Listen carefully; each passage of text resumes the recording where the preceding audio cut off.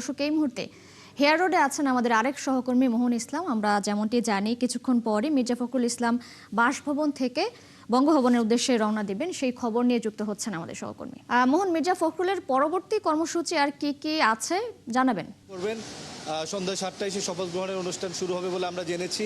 আমরা তার যে সরকারি বাসভবন রয়েছে, যখন তিনি মন্ত্রী ছিলেন অর্থাৎ এলজিআরডি মিনিস্ট্রির দায়িত্ব পালন করছিলেন, তখন তাকে যে বাসভবনটি বরাদ্দ দেওয়া হয়েছিল হেয়ার রোডের 35 নম্বর, সেই বাসার সামনে আছি আমরা। চেষ্টা করছি জানার জন্য মির্জা ফখরুল ইসলাম আলমগীর, যিনি বাংলাদেশের নবনির্বাচিত রাষ্ট্রপতি, তিনি কখন বের হন এবং তিনি বের হওয়ার পরে সরাসরি আপনার বঙ্গভবনে যাবেন। সেইখানে তাকে রাষ্ট্রপতি পদে শপথ পাঠ করানো হবে এবং সেই শপথটি পাঠ করাবেন স্পিকার, ভারপ্রাপ্ত স্পিকার জাতীয় সংসদের কায়সার কামাল।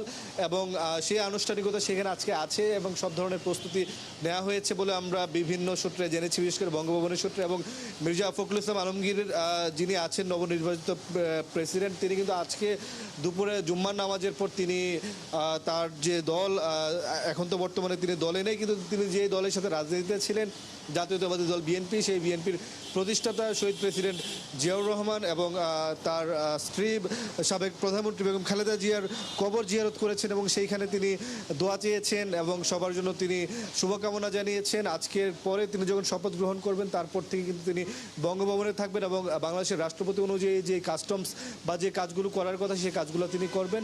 মোটা দাগে বলতে গেলে আমরা ওনার বাসভবনের সামনে আছি, যে বাসভবনটি আজকে পর্যন্ত এখানে উনি থাকবেন, হয়তো পরে তো বঙ্গভবনে উঠে যাবেন। ফলে উনি যখন বের হয়ে যাবেন বঙ্গভবনে এবং রাষ্ট্রপতি পদে শপথ গ্রহণ করবেন, সেই সংবাদটি তিশা আপনার মাধ্যমে আমরা দর্শকদের জানিয়ে দিব। মোহন, ধন্যবাদ আপনাকে যুক্ত হবার জন্য।